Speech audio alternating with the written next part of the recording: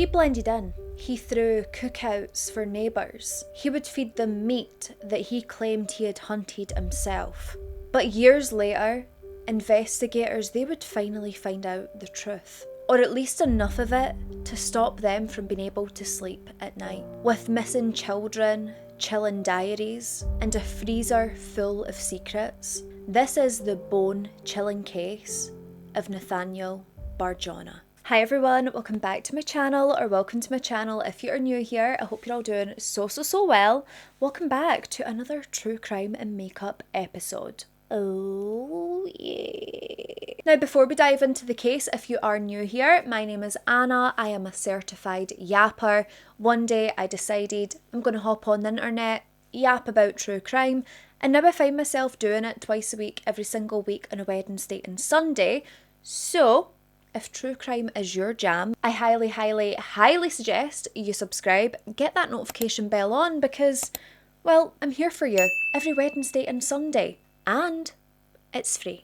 It would also mean the absolute world to me if you could please hype up this video. Use some of your hype points on me because YouTube keeps telling me it's very important. So I'm gonna need your hype points. I mean, listen, no pressure, but I'm kind of begging you here. Any details you need regarding me, myself and I will all be listed down below, my social media handles, and also a list of products that I've used on my face today in case there is anything at all you want to pick up. But I think I've said everything I need to say, so on that note, without any further rambling or any further ado, let's get into the horrifying, sickening case of Nathaniel Bar-Jonah.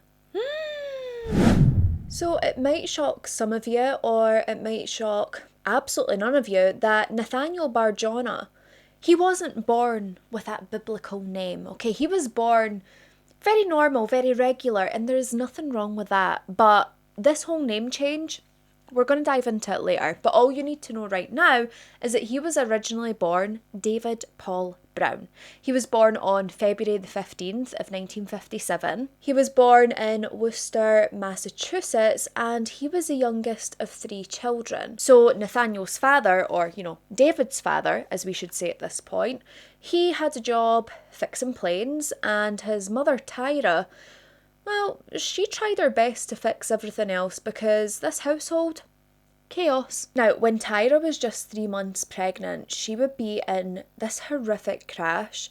She had been waiting at a red light when another idiotic driver came right up behind her and smashed into the back of her car. And this whole ordeal meant that Tyra would be left wearing a neck brace for 6 months of her pregnancy.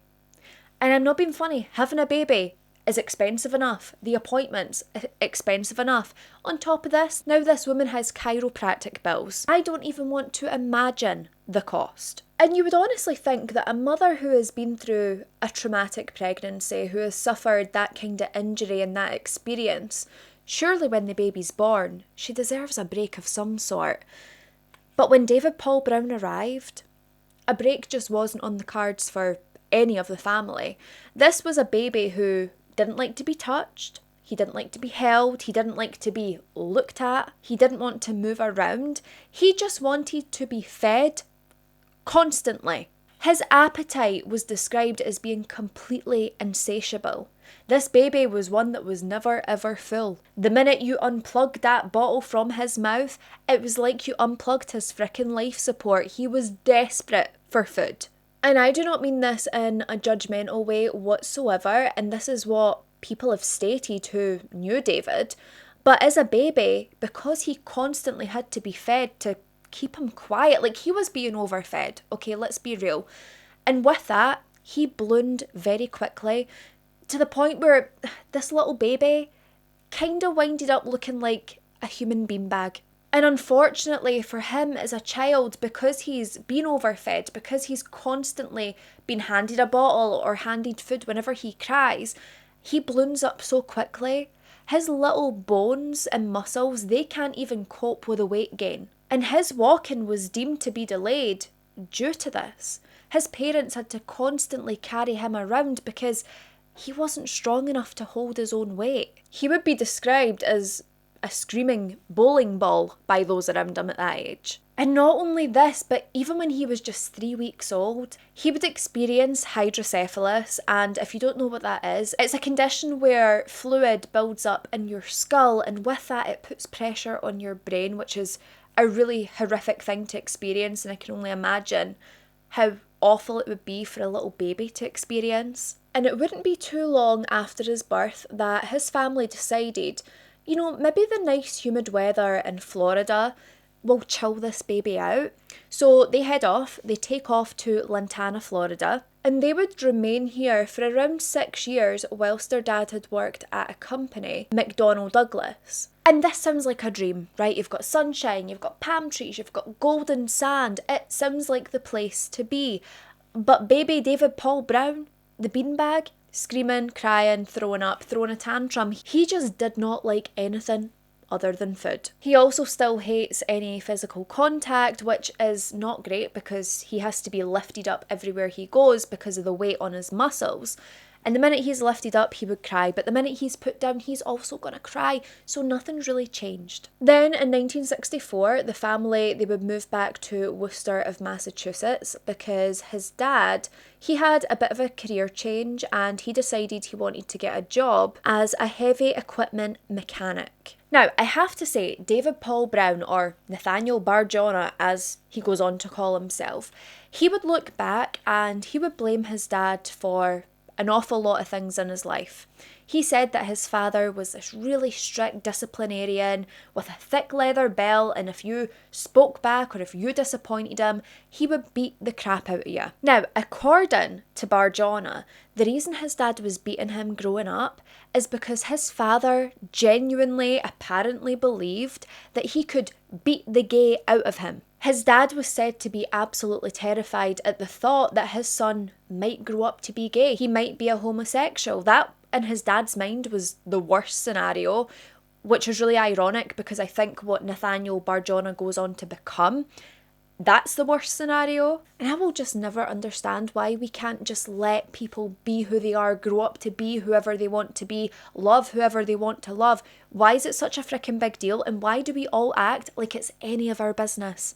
Because it's really not. But anyway, so his dad's beating him all the time apparently, and pair this with the fact that at this young age, Nathaniel Bar-Jonah, he's already a kleptomaniac. He is stealing from neighbours, he's stealing from siblings, he's stealing out front gardens in the neighbourhood. He was like this tiny little criminal mastermind. So it's not exactly a recipe for a peaceful household when neighbours are coming and complaining that little Nathaniel Bar-Jonah Sticky Fingers has stole their garden gnome again. But I will say, Nathaniel Bar-Jonah, he could have been acting out as a child because his father was apparently abusing him. Children deal with things in different ways. I mean, come on, adults deal with different things in different ways. This could have been his outlet, the way that he coped. But his father would never want to view it like that because in his eyes, his son was always a problem. I do have to say, in July of 1964, just right before they moved back north, Nathaniel Bar-Jonah, he is 7 years old at this point. And this is when he would test drive his future crimes. He would invite a 5-year-old neighbourhood girl to come down to his basement. He told this little girl that he had a Ouija board that could predict the future. If she follows him, they can play with it. Bearing in mind this is a 7-year-old boy, and he is literally calculating how to kidnap a little girl. Once he gets her downstairs in this basement, he starts to choke her. Now, thankfully, this little girl, she's able to scream for help. Whilst he's trying to choke her, she is screaming, she is wailing, she is pleading, and his mum would burst in and come to her rescue. But if she hadn't, that scenario could have been so different. And whilst his mum has burst in and rescued this little girl, there was no consequences. None at all for Nathaniel Bar-Jonah. Not even a slap on the frickin' wrist. This family, they just sweep this little strangulation incident under the rug and then they take off and head back to Massachusetts. And as he gets older, as you can probably imagine, this terrible, awful behaviour just continues to level up. By the age of 15, this weirdo, he's creating ransom notes out of like magazine cut-ins. Do you know how you can do like, if you do a scrapbook, you cut out the different letters, or the kind of things that detectives pin up to the cork murder boards and films? He was making these. And then he offers 2 younger boys $20 and a surprise if they come and meet him in the cemetery. And he wasn't just out here making the ransom notes. He was trying to kidnap these 2 boys. Thankfully, the young boys, they would be found, and the mums, they didn't press charges because they believed what this 15-year-old needed was some kind of psychiatric help. They think this is what would help him, what would fix him, but spoiler alert, no, it wouldn't. In May of 1974 in Connecticut, Nathaniel Bar-Jonah, he would go on to try and kidnap a 9-year-old girl by the name of Mary Patrone. When he is trying to kidnap this little girl, she is terrified. She screams, she kicks, she begs, she pleads like the little girl before. And because she's drawn so much attention to the situation, Nathaniel Bar-Jonah absolutely poops his pants and off he runs, which, thank goodness, that little girl was okay. But yet again, there was this other chance for accountability and responsibility to be taken by these onlookers, but nothing was done. So then it's March of 1975, he is 18 years old. He's legally grown, but emotionally he's prehistoric. He would impersonate an officer to kidnap an 8-year-old child. This 8-year-old child was Richard O'Connor, and he would be kidnapped on his way to school. Nathaniel Bar-Jonah, he gets this little boy and he would sexually assault him.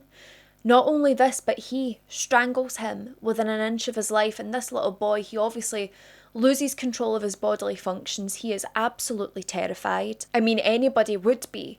But thankfully, a neighbour, they see this kidnapping take place and they immediately call the police to get this little boy help. Thankfully, a patrol car would patrol the area and they eventually find what looks to be this abandoned car just kind of hidden away in a corner. Quite clearly, it's someone who doesn't want to be spotted. When the officers look into this vehicle, they would see 8-year-old Richard. Thankfully, he is alive, but he is very near death. He is bloodied, it's clear he's been strangled and assaulted, and the police, they immediately call for backup. Now, the abductor and kidnapper of this little boy, witness statements would describe him, but police were unable to locate who it was.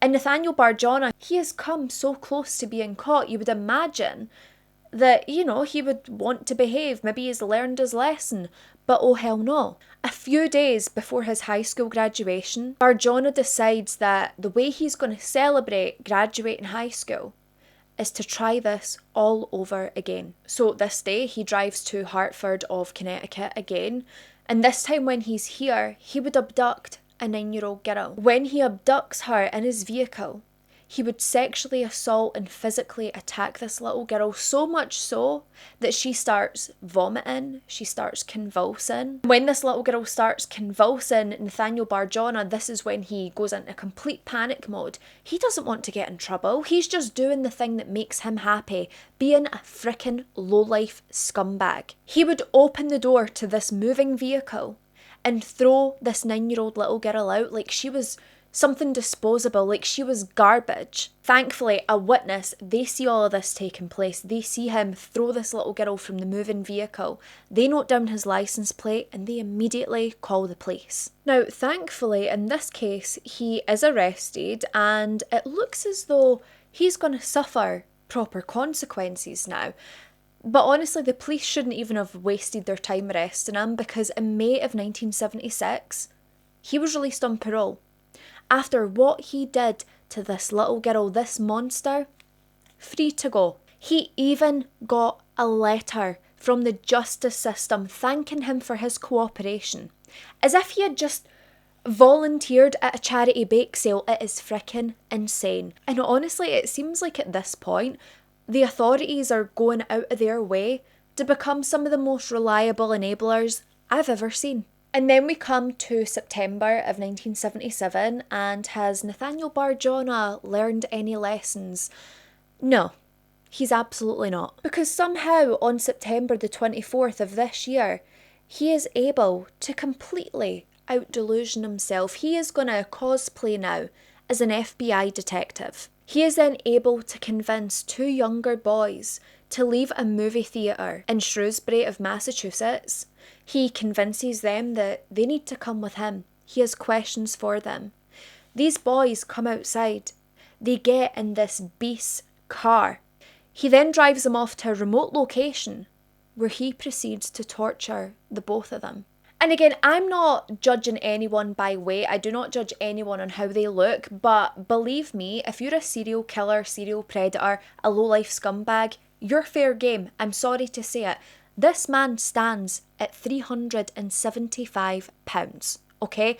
Compare that to the body of a young child who is of an average weight for their age. Someone who is 375 pounds versus, I don't know, 120, 130, 140, whatever, they're going to be very able to overpower the smaller person. This monster, he would repeatedly jump on the chest of one of these boys, trying his very best to kill him. He continues jumping on this younger boy's chest, and he finally thinks that he's killed this little boy.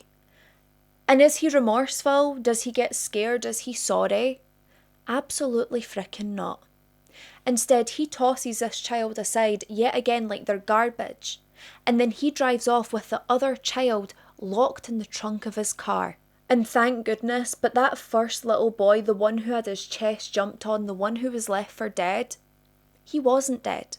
At one point, he regains consciousness. He gets up and he is able to get help. He goes to the police. And he is able to describe exactly who done this to him, the kind of car that they were in. And Nathaniel Bar-Jonah, he would get caught yet again. And they would find the second child still alive, but still locked up in the back of his trunk. And it seems at this point that the authorities, law enforcement, the justice system finally opens their eyes and finally thinks, you know what, we should probably do something about this guy. He's no good for society. So Nathaniel Bar-Jonah, he is convicted of attempted murder. He is handed the maximum sentence of 18 to 20 years in prison, which, let's be honest, that's still not enough. But we will accept anyone at this point. So he is within Massachusetts Correctional Institution in Concord, and whilst he was here, he would attend therapy, and within these therapy sessions, he would reveal a lot.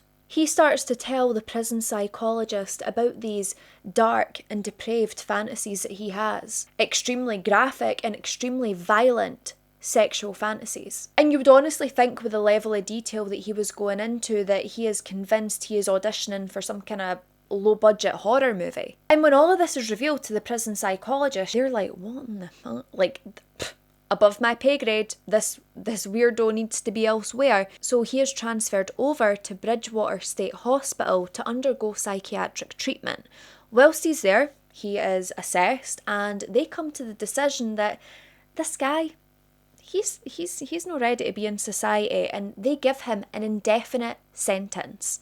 This means that they don't know how long he could be there, but they know that it's going to be for a long while, possibly indefinitely. Also, I don't know if I confirmed there, but this place was a facility of psychiatric care for criminals. And so Nathaniel Bar-Jonah, he would sit here in this state hospital, at least for a while. This fully grown, fully depraved, sadistic monster. At this point, after Nathaniel Bar-Jonah has been able to terrorise Massachusetts long enough that he gets himself a VIP seat in hell for all eternity, he decides he needs a rebrand.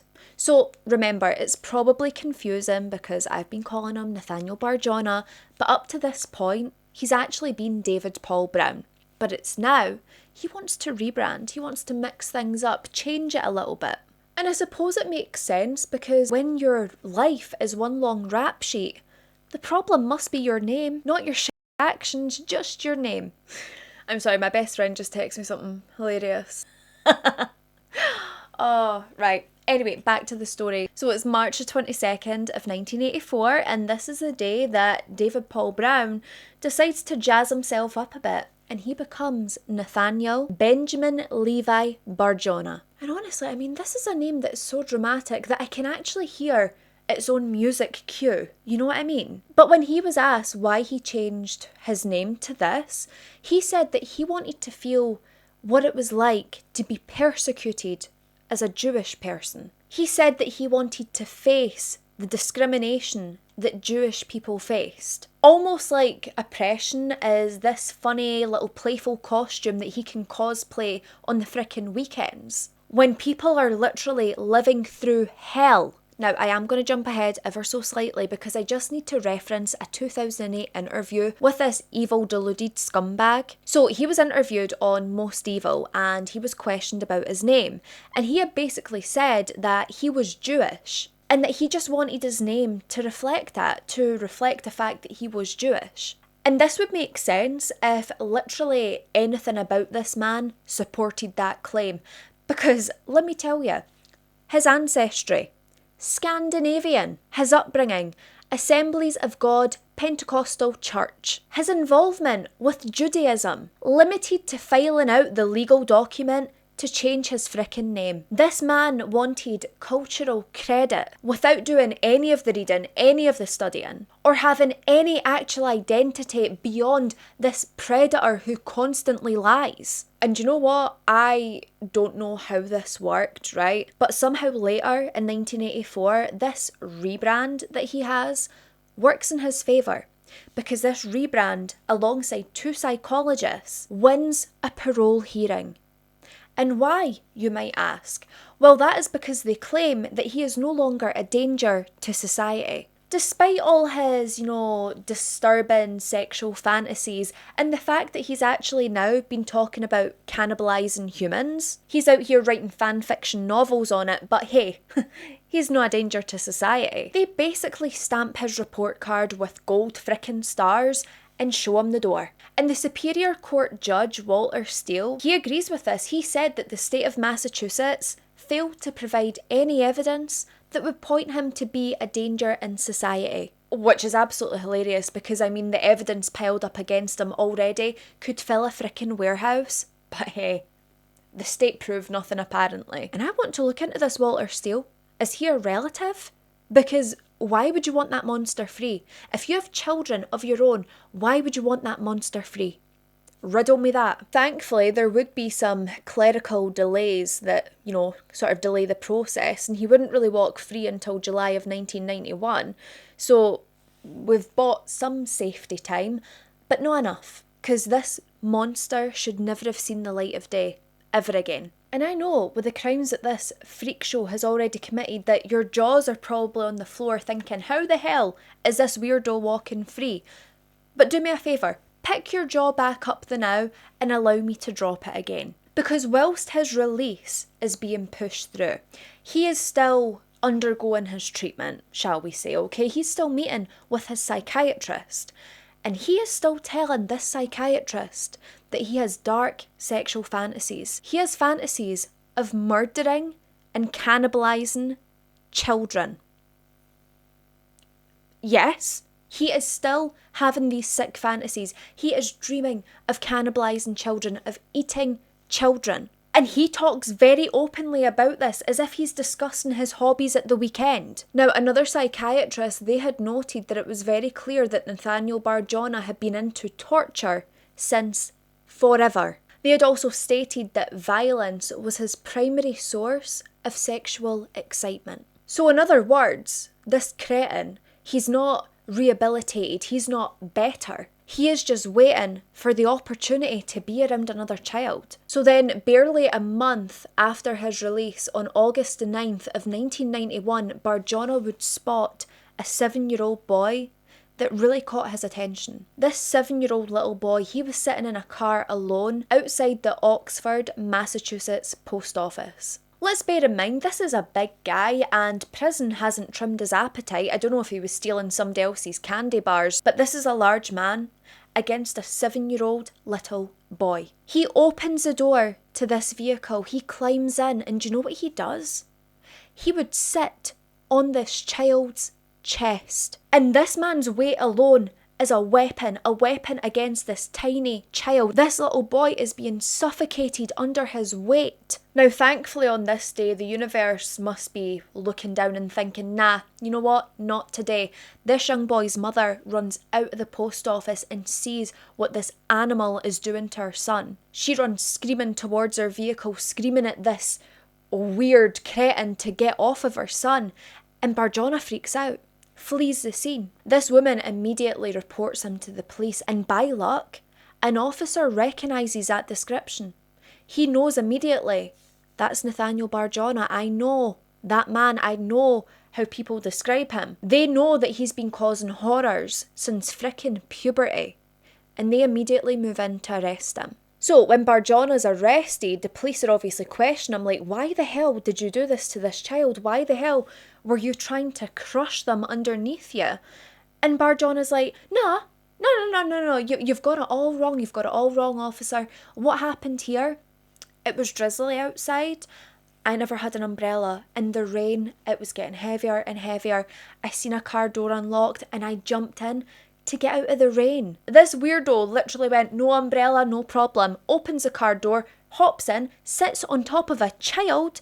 Did he not see the child? Surely he knew that child was underneath his ass. But just crush a child to stay dry, that makes sense. Now, thankfully, the police, they aren't buying that at all, okay? So they keep pushing, they keep questioning, and eventually Bar-Jonah admits, you know what? You got me. I wasn't trying to get out of the rain. I intended to kill this child. And I'll give you a couple of seconds to guess what the justice system thought was an appropriate punishment for this attempted murder. And if you guessed that they would allow him to plead guilty to assault and battery, which, let's be honest, is the legal equivalent to a slap on the wrist, or maybe even a tap on the wrist. I don't even know if that's a slap on the wrist. And the icing on top of the cake, the cherry on top of the bakewell, is that his sentence is 2 years probation for attempted murder, but they allowed him to plead guilty to battery and assault. 2 years probation.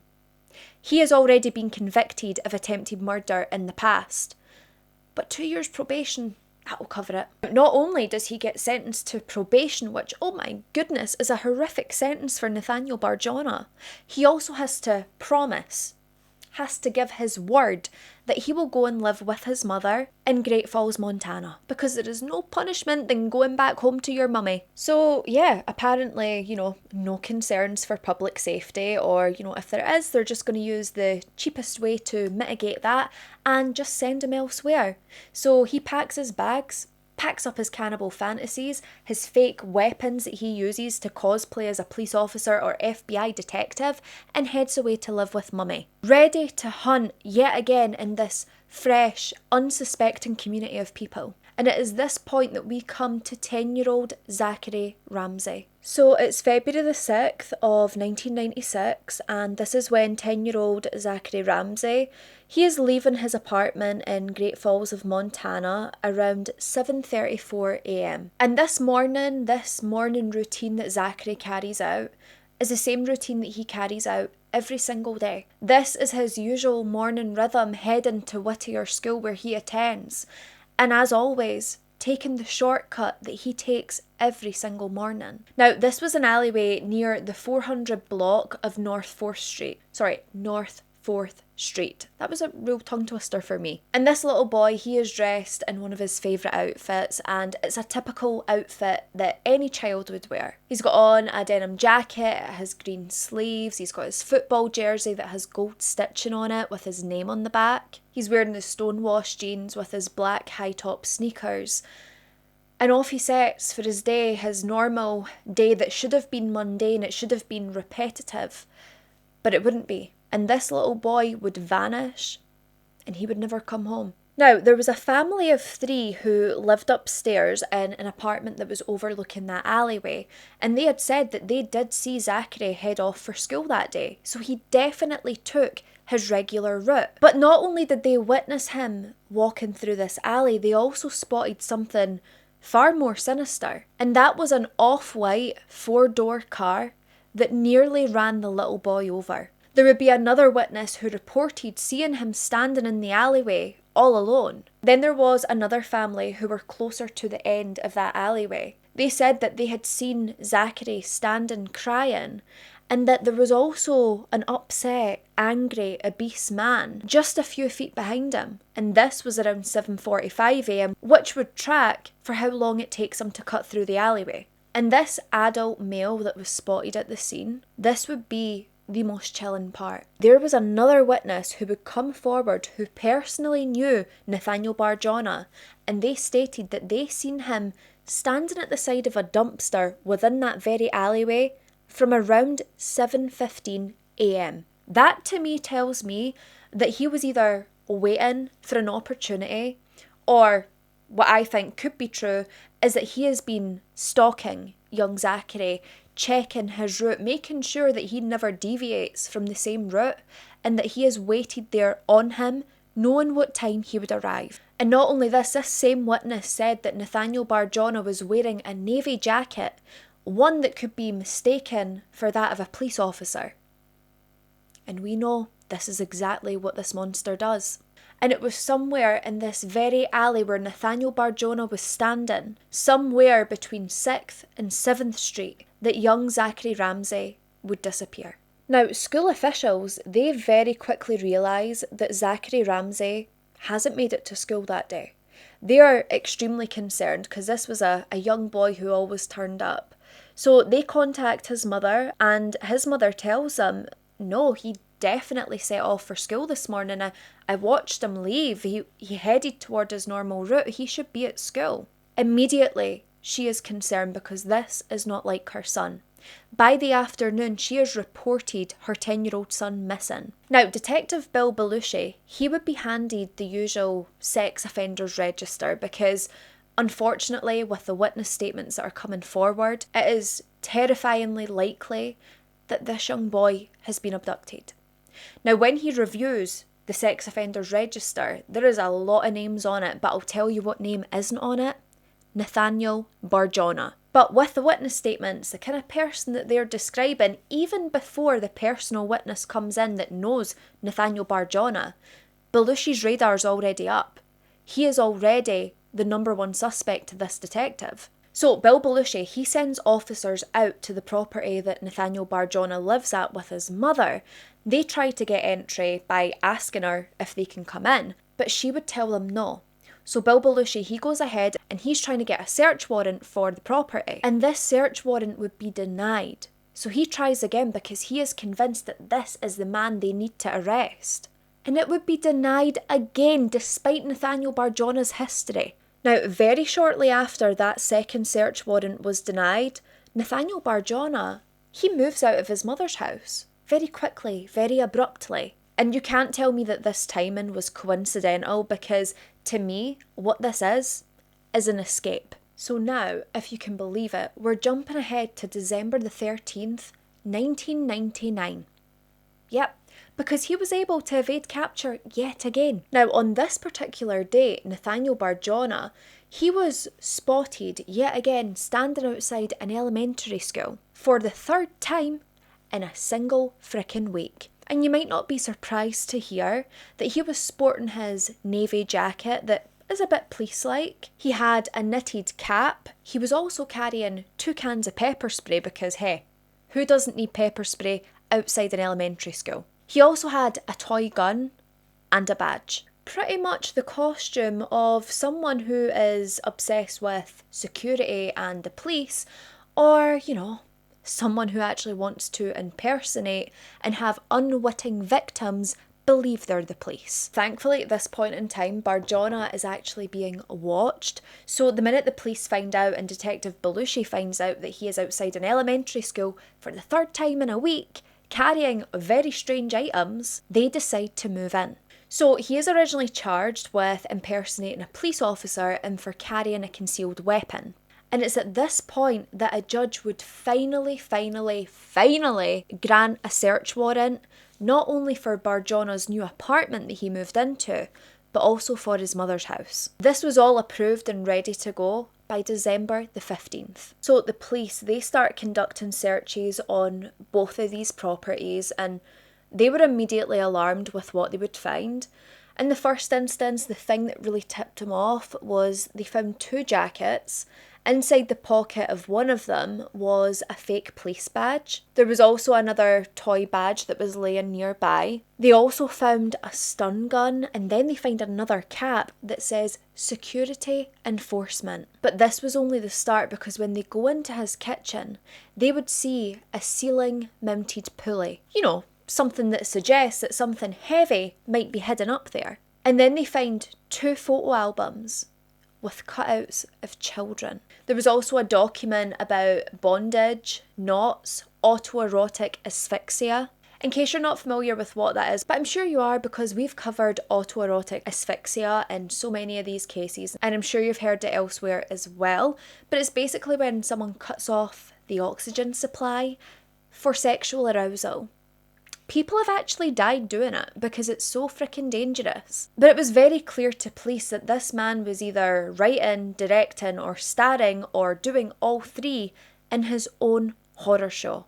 Now, when police are finding all of this, they really start thinking about Zachary Ramsay's case again, and they just think, you know what, I think we've made a grave mistake. I think we have overlooked this man when we really should have been pushing further. So they start digging into the Ramsay case, with Nathaniel Bar-Jonah being their prime suspect.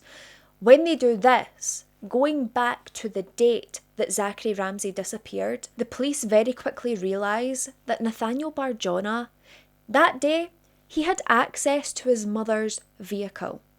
What is his mother's vehicle, I hear you asking?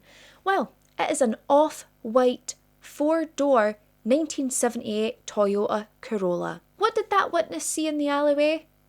Ah yeah, a 4-door off-white vehicle. Now, the reason they know that he had access to this vehicle was because his mother was out of town at a funeral that day, and when they cross-check records, they also discover that Nathaniel Bar-Jonah, he wasn't working that day. And he also hadn't been working the days before, so if he was to, stalk a victim, he had plenty of time in his hands. Now, just 2 days after the property seizures, Detective Belushi, he wants to make sure he is doing everything by the book. So that first warrant they had was for the weapons and the things for impersonating a police officer, etc. So he obtains a second search warrant, and this one is for photographic material, documents, things of that calibre. And what they would go on to find in Bar-Jonah's apartment, I mean, it's just beyond horrifying. They would find a list, and this list was titled Lake Webster. On this list was the names of 54 young boys. Now, these boys, some of the names were boys from Bar-Jonah's youth back in Massachusetts. There was the names of the 3 younger children that he had abducted back in the 1970s. And then there was one name in particular that really, really stood out to the police.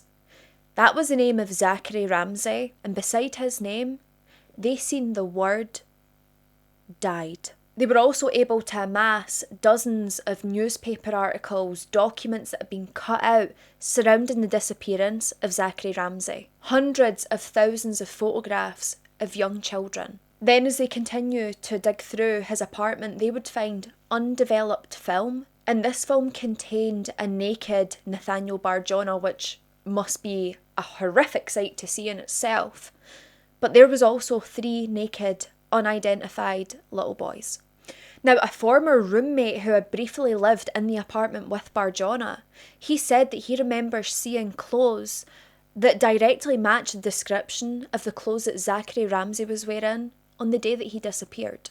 The jacket, the jeans, the high tops, everything. And not only this, but this former roommate also found bloodied gloves. There was also another former roommate who would say to police that on a lot of occasions, Nathaniel Bar-Jonah, he would randomly bring Zachary Ramsay up in conversation. Not just after his disappearance, but before his disappearance. And apparently, according to a former roommate, Nathaniel Bar-Jonah said to them, Zach Ramsay, he will never be found because he was chopped up and his parts have been scattered. I know we don't know how people act in these situations. We don't know if people take these claims seriously at the time, but why the hell would you not at least bring it up to someone else or to the police? Because quite clearly, this is a monster right in front of you. But I know we can't say that because we don't know what we would do in those situations, and we can only hope that we would do what we deem to be the right thing. But it just seems now, looking in hindsight, and hindsight's 2020, it's a great thing, but looking back, it just seems so obvious. Now, detectives, they also find notebooks that had Bar-Jonah's handwriting inside, and it seemed to be written in some kind of code. Now, the FBI, they do try and decode this, but it would take a long time. And when they finally are able to, these written statements is Bar-Jonah describing torturing, murdering, and eating children. This weirdo had even written out recipes that contained children's body parts. There was one recipe that had actually been titled Little Boy Pot Pie. Like, this is a whole different level of depraved that we're discussing here. Then finally, on July the 5th of 2000, Montana police, they would finally charge Bar-Jonah with the murder and kidnapping of Zach Ramsay. Not only this, but also of 3 other children. He would be held at Cascade County Jail, and whilst he was here, he would plead not guilty. He would say that he was innocent, that he is being framed, that the police have it out for him, that he's changed, that he's reformed. Honestly, Bar-Jonah, tell someone who gives a tiny rat's ass. So because he's pled innocent to all charges, of course this is going to go to a trial, and the prosecutors tell the defence, we will seek the maximum. We will seek the death penalty. When the Montana courtroom finally has this monster right in front of them, trapped with nowhere to go, no kitchen pulleys, no fake guns, no badges, no mummy's house to escape to, the prosecution, they don't hold back. He was being prosecuted for abducting and molesting 3 young boys at this point. And these charges, they were stacked like a true crime frickin' Jenga tower. Kidnapping, aggravated assault, sexual assault, all told with stomach churning detail, because what I have not told you is that in Nathaniel Bar-Jonah's journal, what he had been writing about was molesting and torturing these young boys whilst having them hung up on his ceiling. That pulley, that thing that looked like something heavy would be put up there, it was the frickin' children. And this case is absolutely horrific and it is heartbreaking, but the emotional gut punch would come when Zachary's mother, she would testify for the defence. Bar-Jonah's liars had convinced this grieving mother that Zach is probably still out there and still alive, and that it's likely in her best interest and Zachary's best interest if she testifies in Bar-Jonah's defence. And I'm sorry, but these frickin' lawyers, they should have their jobs, their titles, everything taken away from them, because what kind of monster does this? They had hoped that by bringing in this woman to testify against Bar-Jonah that it would create reasonable doubt.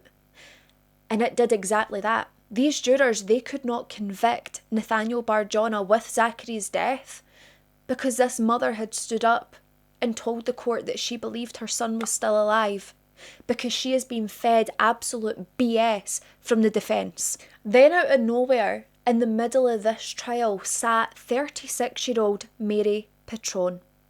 I don't know if you remember Mary, but she was 9 years old back in 1974 when Nathaniel Bar-Jonah tried to abduct her. Her memories were crystal clear. She knew exactly who that man was and she pointed at him, essentially saying, that is the guy who tried to abduct me when I was 9 years old. In the legal system, when Mary points this monster out, the legal system basically shrugs because the statute of limitations had expired. And this loosely translates to the courtroom didn't care because it was too long ago. Someone kidnaps and assaults a child, but, too much time has went by, so we're just going to pretend it never happened. And you just wonder, how would people in a legal position feel if this was one of their children who had suffered that? Would they not want justice no matter how long it's been? And I know the people in the courtroom are not making up the rules, I know that, but it's just so frustrating. Now, despite this cretin Bar-Jonah being able to avoid a murder sentence, he would still stack up quite a big prison vacation. He would be sentenced to 130 years in prison. There was no possibility of parole, no more second chances, and no more states inheriting him like a fricking cursed family heirloom. This horrifying man behind bars, he was still proclaiming his innocence, saying that he didn't do anything that he was convicted of, that he deserves to be free, that he definitely didn't murder Zachary Ramsay. And he would continue this all the way up until he took his last breath. But let's be honest, accountability and responsibility has never been a language that this man's been fluent in. And I have to say, this part here is really heartbreaking because Zachary Ramsay's mother, she held on to hope that her son was alive for so long. And it wouldn't be until 2011, despite her own objections, that a judge would finally declare Zachary Ramsay dead. A gravestone was put up for a child whose body was never returned.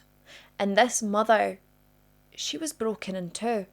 She believed that her son might come back to her one day, that there's that possibility, and she held on to the hope that he was still alive, because this is what she was told off Bar-Jonah's defence. Now, it would be discovered that years prior to all of this taking place, Nathaniel Bar-Jonah, he was meant to be on the sex offenders register. I mean, of course he frickin' was. But there was a clerical error that meant he was never put on the list, and so he was never really looked into. Now, this case, it did put a national spotlight on that. The fact that some offenders are never registered. Like, how the hell is that happening? And this led to activists demanding that every sexual predator, every sexual offender are required to register. Every time, everywhere. And that none of these monsters slip through the cracks the way that Bar-Jonah did. And I'm sure it comes as no shocker to anyone that Nathaniel Bar-Jonah, the man who loves to avoid accountability constantly, he was appealing his sentence, and in 2004, luckily this would be rejected. There was no way this man was going to get out of prison. And that 130-year prison sentence that he was handed, that firmly stayed in place. And then on April the 13th of 2008, Nathaniel Bar-Jonah's reign of terror, this would come to an end. But it didn't end with justice. It only ended because his own body gave up on him. Guards found him unresponsive on the floor of his prison cell. They said it was years of overeating, his weight, there was heart trouble. Now, his health was rotten for a very, very, very long time. And his post-mortem would reveal a severe LDL build-up, very unhealthy cholesterol, and he had died of a myocardial infarction, which is basically just the medical term for a heart attack. There was no remorse, there was no apology to his victims or to his victims' families. Just a dead predator, decades far too late. But if you think we're done with this case, if you think we are done with this story, I'm sorry to tell you, but you are so far wrong, because we have more to dive into. Now, although Nathaniel Bar-Jonah was never actually convicted with the abduction or murder of young Zachary, the trail of evidence that was left behind, that just tells you that he was absolutely the culprit. And what's even worse on top of that, if it can even get worse, is investigators, when they delve deeper into this case, they believe that he is the culprit of so many more homicides. And this would be based on the discoveries made at his former residence. And it was his travel logs alone that read like the itinerary of a predator on tour. Massachusetts, Arkansas, Colorado, Florida, Wyoming, Michigan, Washington State, too many to frickin' count. Multiple states, multiple windows of disappearances. He had even lived in Canada at some point as well, and there was Canadian disappearances that lined up with the times that he was there. And then you get to the victims that were tied to his movements, and this is where the horror just deepens. On July the 26th of 1973, 7-year-old Janice Pocket, she would disappear from her home in Tolland, Connecticut around 3 p.m. She had went because she wanted to look for a butterfly in the woods. Less than half an hour later, this little girl's bicycle was found just half a mile from her home. Investigators fully believe that the murder of this young girl, the abduction, would have been committed by Bar-Jonah. He only lived 20 miles away at this point in Webster, Massachusetts.